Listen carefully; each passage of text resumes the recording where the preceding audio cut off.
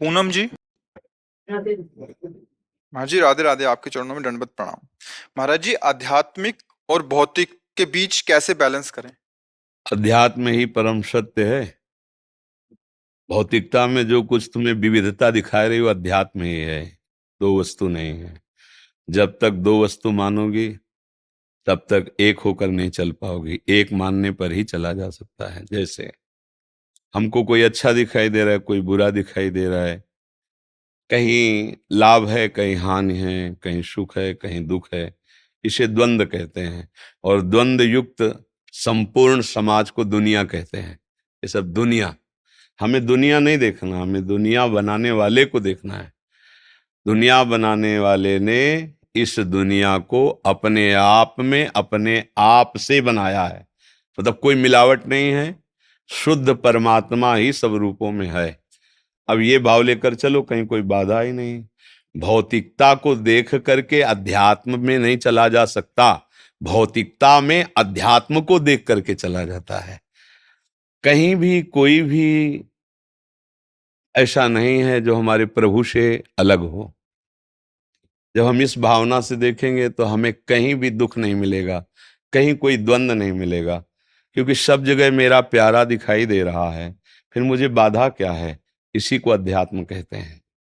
जब हमें प्यारे से अलग कोई दिखाई देगा तो फिर बिगड़ जाएगी बात। अध्यात्म यही कहता है, एको ब्रह्म द्वितीयो नास्ति, दूसरा कोई है ही नहीं। देखो ना, आध्यात्मिक की ऊंचाई पर मीरा जी कह रहे, मेरे तो गिरधर गोपाल, दूसरो न कोई, प्रभु के सिवा कोई दूसरा नहीं है। तो अध्यात्म में चलने वाले उपासक को भौतिकता को भी भगवत स्वरूप मानना पड़ेगा, तभी वो चल पाएगा। देखो, खुली बात है, आप लोग स्पष्ट देखिए, बिजली का क्या प्रभाव और स्वभाव है ये आप ऐसे नहीं जान सकते। यंत्रों के द्वारा देखिए, एक जगह इतनी शीतलता पैदा कर रही है, और अभी हीटर लगा दीजिए, वो गर्म पैदा करे। तो क्या बिजली को पहचाना? बिजली ठंडी है, आपके सामने गर्म पैदा कर रही है। बिजली क्रियाशील है, जीवन को नष्ट कर देगी, काट देगी, छुओ मर जाओगे, और वही जीवन दे रही है। देखो ना, हवा पानी कितनी व्यवस्थाएं, बड़ी बड़ी फैक्ट्रियां, सब मशीनें बिजली से, प्रकाश, प्रकाश भी बिजली दे रही। मतलब बिजली एक रस है, जो जिस यंत्र में जाती है उसका प्रभाव बदल जाता है। समझ रहे हो ना? बिजली एक रस है, यंत्रों के प्रभाव से उसका प्रभाव बदल जाता है। ट्रेन में तो ट्रेन को चला रहे हैं, जगह जगह उसका अपना प्रभाव। पर बिजली को जानने वाला यंत्रों के मोह में नहीं फंसेगा कि बिजली बहुत गर्म। बोले नहीं, बिजली गर्म नहीं है, बिजली यंत्र में आई है तो इस यंत्र का प्रभाव गर्म करना। वही बिजली इस यंत्र में आई तो इसका प्रभाव शीतल करना। वायु दे रही, शीतलता दे रही। बिजली के प्रभाव से पानी निकलता है, बिजली के प्रभाव से पानी बर्फ रूप धारण कर लेता है। फ्रिज में देखो ना, बिजली क्या है, क्या निर्णय कर सकते हो? बिजली एक हाई पावर है, उसको जिस यंत्र में लगाओ वैसा। तो जब बिजली को जान जाओगे तो यंत्रों में मोहित नहीं होगे, क्योंकि बिजली चली जाए तो हर यंत्र ऐसे ठप रखा रहेगा। समझ गए? ये यंत्र है खोपड़ी।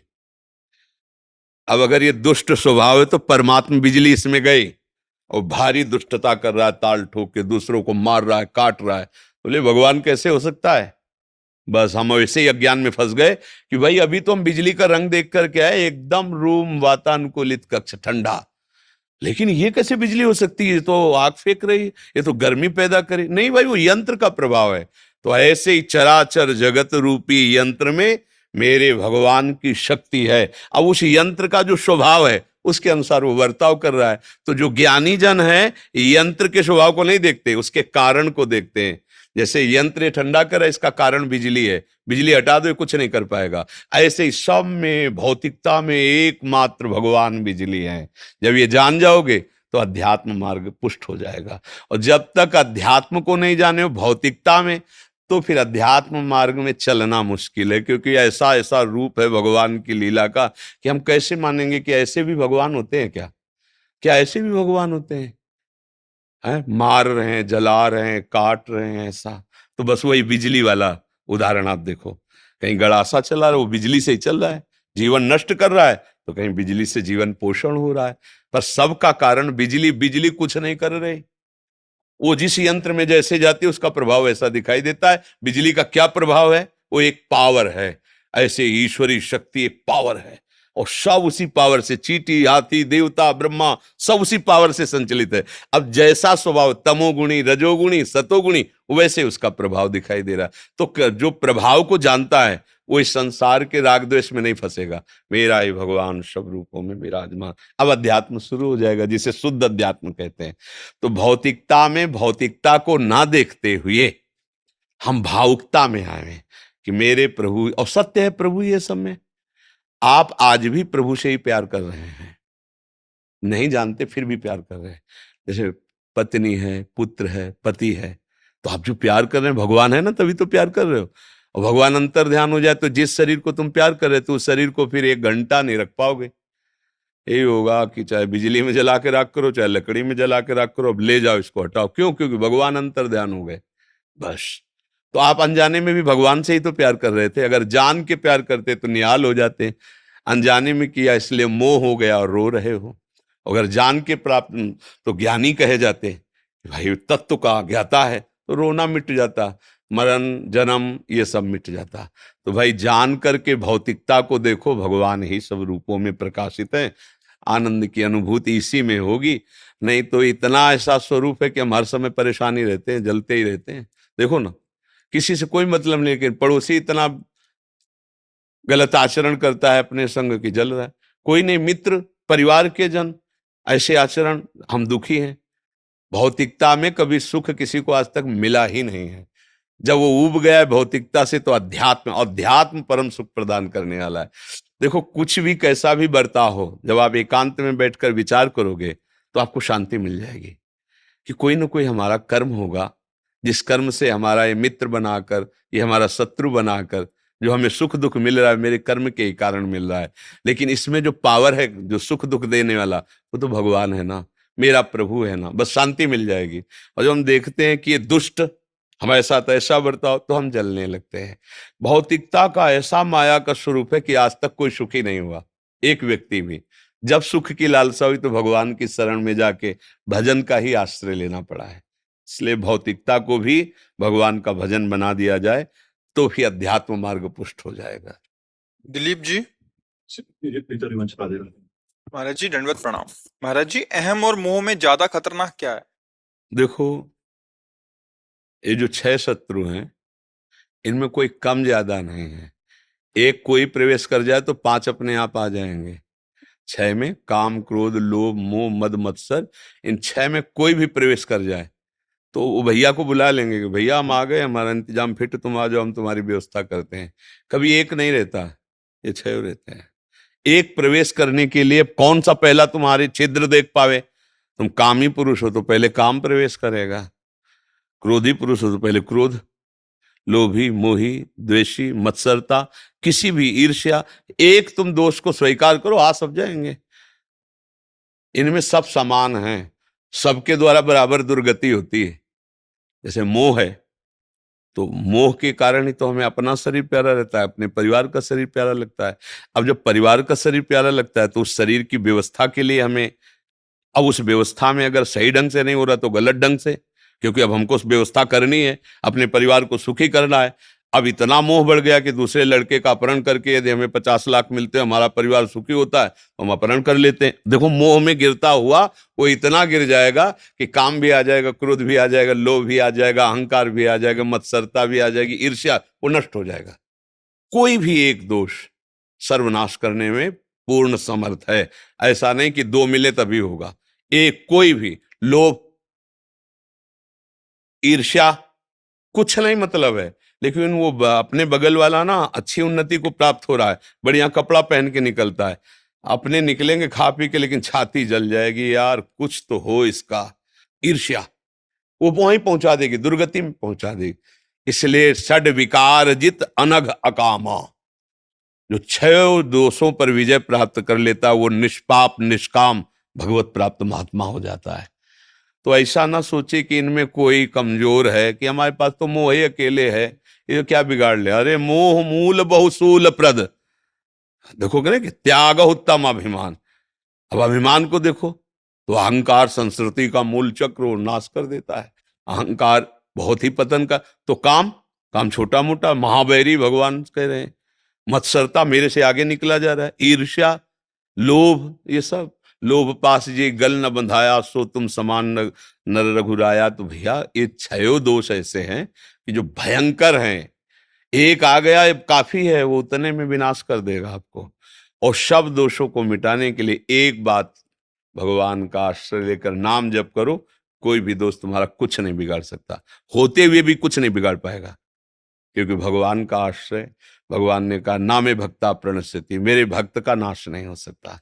भगवान का आश्रय ले लो, नाम जप करो। जो भी मोह काम क्रोध लोभ है वो सुधार लेंगे। बहुत बढ़िया डॉक्टर हैं, वो सब सुधार लेंगे। फाइनल में मंगल भवन होगा, क्योंकि भगवान मंगल भवन है। उनका आश्रय ले लो। कैसे भी हो, कोई भी हो, तुम्हारा मंगल ही होगा। मंगल अब नहीं हो सकता, क्योंकि भगवान के आश्रित हो। अब तुम्हारा न्याय यमराज के दरबार में नहीं, भगवान के दरबार, क्योंकि भगवान का आश्रय ले लिया तो बच सकते हैं। नहीं, ये तो हैं सबके, लख बिरले पाए। सबके अंदर हैं, पर कोई विवेकवान ही देख पाया कि मेरे अंदर काम है, मेरे अंदर क्रोध है। नहीं, हम लोग बहिर्मुख है, दूसरों को देखते बड़ा कामी है, और उससे बुरे आचरण हमारे हो रहे हैं। दूसरे को कह रहे देखो कितना पापी है, और अपने कितने पाप कर। कोई विवेकवान है जो दूसरों को न देखकर अपने अंदर देखता है कि मेरे अंदर पाप है, मेरे अंदर काम है, मेरे अंदर। अब वो सत्मार्ग में चल जाएगा, अब वो भगवान का आश्रय ले लेगा। तो इसलिए मुझे तो लगता है कि ये छयो बहादुर हमारे नाश के लिए पर्याप्त हैं। कोई एक भी आ जाए इनमें से, वो नष्ट कर देगा। सुमन शर्मा जी, गुरुदेव आपके चरणों में कोटि कोटि प्रणाम। महाराज जी, राधा रानी परम दयालु हैं, ये प्रमाण है कि हमें हर महीने वृंदावन बुलाती हैं। 2 वर्ष से आपका सत्संग उनकी कृपा से मिल रहा है, किंतु हम क्या करें जो हमें भी उनसे प्रेम करना आ जाए? कृपया करके मार्गदर्शन करें। प्रेम मूल यह नाम है, नाम ही प्रेम की जड़ है। जितना नाम जप करोगे उतने ही प्रियालाल से प्रेम होगा। जैसे हमारे एक एक कवल पर तृप्ति, पुष्टि, क्षुधा निवृत्ति अपने आप होती जाती है, पर हमें पता चलता है जब हम आधे पेट हो जाते हैं। एक दो कवल में थोड़ी पता चलेगा। ऐसे ही एक एक नाम में संसार से वैराग्य, प्रियालाल से अनुराग और अपने स्वरूप का बोध, ये तीनों होते हैं। पर वो तब समझ में आएगा जब थोड़ा स्थिति बने। 24 घंटे में कम से कम 12 घंटे भजन तो हो, काम करते हुए, उठते बैठते चलते फिरते हुए। तब आपको समझ में आया कि प्रियालाल से हमारा कितना अपनापन हो रहा है। शुरू तो एक एक नाम से, एक बार राधा बोला ना तो ऐसे ही शुरू हो गया। जैसे बहुत दिनों का भूखा आदमी एक कवल पावे तो उसको संतुष्टि नहीं होगी, उसको और जलन होगी कि मैं और अधिक पाऊं। जब आधा पेट आ जाएगा तब उसको स्वाद मिलेगा।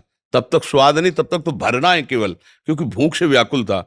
फिर लगे खीर कैसी है, फिर ये चीज कैसी, फिर तब राधा नाम का स्वाद मिलेगा।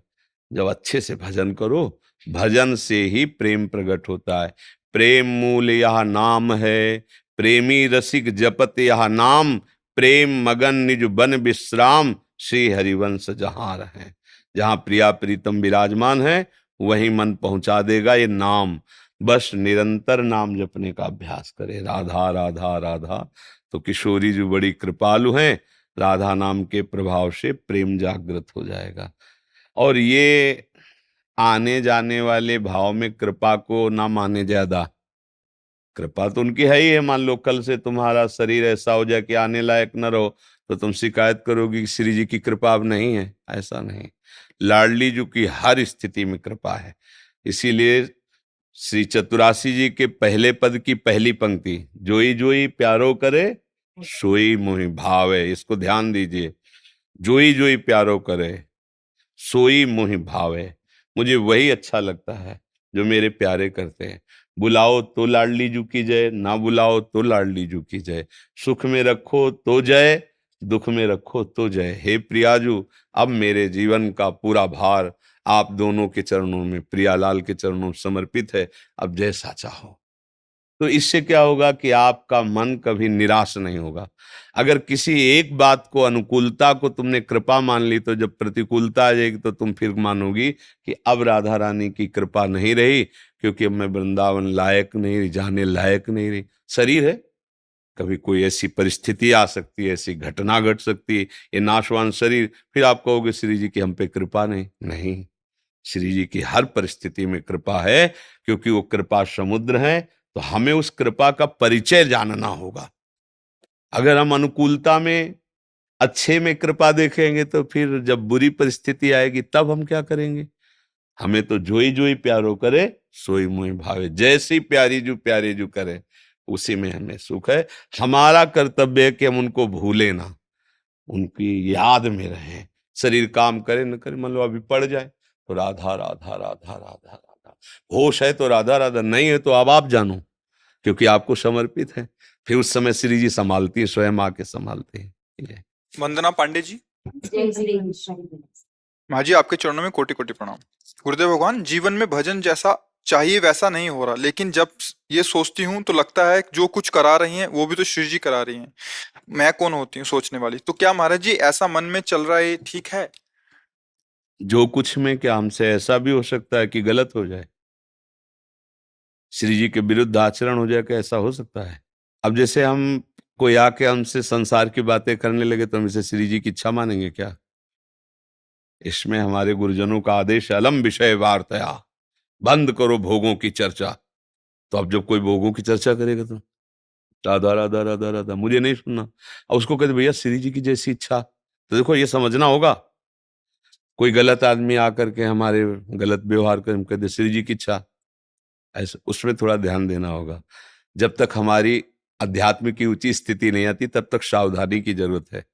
हमारे पास कोई गलत व्यक्ति, गलत आचरण, या हमारा मन ही गलत सलाह दे रहा है, वो श्री जी की इच्छा नहीं है, वो वासना है, वो गलत संग है, वो कुसंग है। उसके लिए आदेश है, तजोरे मन हरि विमुखन को संग, जाके संग कुमति मति उपजय करत भजन में भंग। आदेश है ना, तजोरे मन हरि विमुखन को संग। अगर हमारी कोई वृत्ति गलत है या कोई व्यक्ति गलत है, तो हमें उसके संग का त्याग करना है। हर समय हमारा प्रयास ये है कि एक एक श्वास में हम कई कई नाम जप कर सकें। प्रयास है, असफलता हो रही तब हम कह रहे हैं जैसी श्री जी की इच्छा, पर प्रयास हमारा जारी रहेगा। भजन हम बहुत अच्छे से करते हैं और बहुत तृप्तिजनक करते हैं, ऐसा आज तक किसी को अनुभव नहीं हुआ। क्योंकि जितने आप भजन में लगोगे, उतनी भूख बढ़ जाती है भजन की।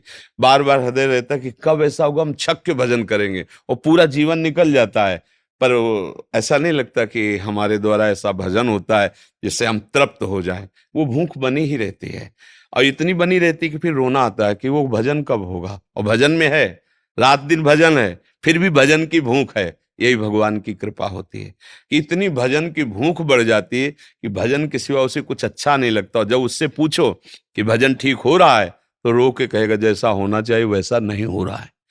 ये तो भागवतिक बात हुई। पर वास्तविक यदि हमारा कोई भजन से विलग आचरण है, तो हमें फिर उस पे ये नहीं मानना चाहिए कि श्री जी की जैसी इच्छा है। नहीं, हमको उसमें लड़ना पड़ेगा। श्री जी के प्रतिकूल हम आचरण नहीं करेंगे, प्राण त्याग सकते हैं, लेकिन हम किसी की हिंसा, गंदे आचरण, गंदा व्यवहार नहीं कर सकते। तभी तो मार्ग बनेगा परमार्थ का।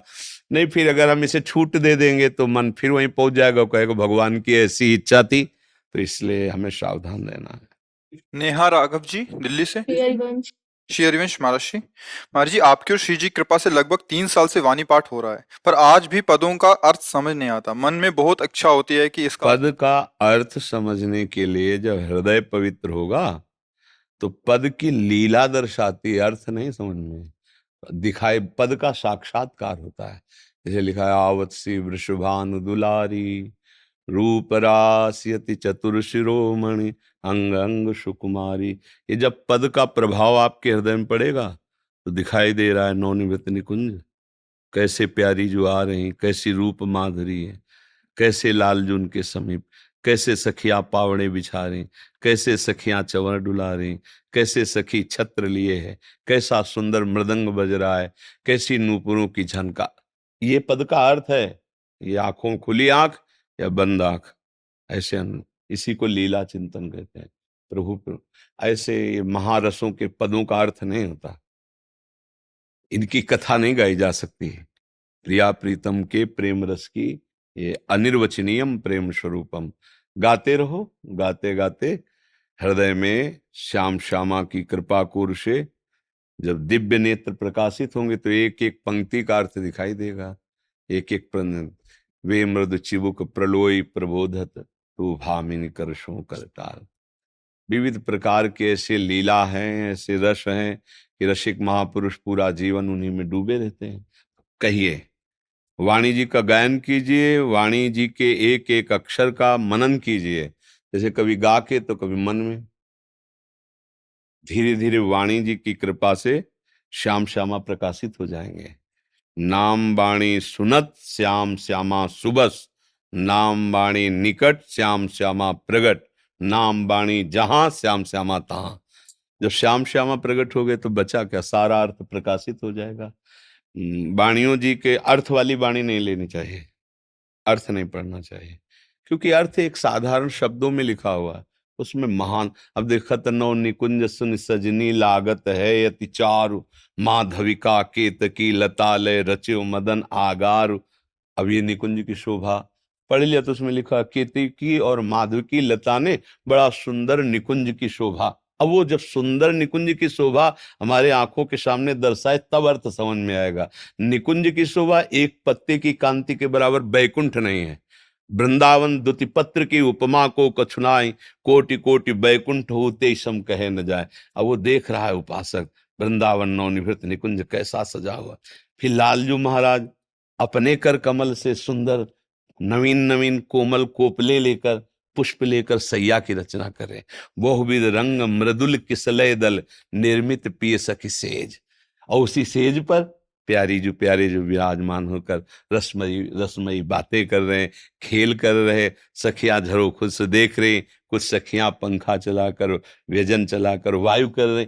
ये जो शोभा, तो निर्खत नित्य विहार पुलकित तन रोमावली आनंद नयन सुधार। यह जो अब अर्थ आया समझ में, आंखों से अश्रुओं की धारा, रोम रोम जैसे सर्दी में नहीं कांप पड़ता, ऐसे प्रेम का प्रादुर्भाव होने पर प्रकटित प्रेम प्रकाश में एक एक वो संभाले नहीं संभल रहा, हृदय बहा। ये है अर्थ। अब ये अर्थ है ऐसे शब्दावली थोड़ी, गाते गाते 84 हरिवंश कृत पढ़े सुने निशिभोर, तो छुटी 84 भ्रमंते निरखय जुगल किशोर। निरखय जुगल किशोर भोर अरु रैन न जाने, पिए रूप रस मत भयो कछु मन ही न आने। प्रेम लक्षणा भक्ति होय ही आनंदकारी, और वृंदावन वास सखी सुख के अधिकारी। अधिकारी देख रहा है महासुख। चुपचाप वाणी गाते रहो, कोई वैष्णव अपराध न बनने पावे। बिना प्रियालाल को भोग लगाए कुछ पाना मत। बस अपने आप धीरे धीरे हमारा जब अंतःकरण निष्पाप होगा, पवित्र होगा, तो फिर भावना के अनुसार झांकी आने लगती है। बस जीवन कृतार्थ हो गया।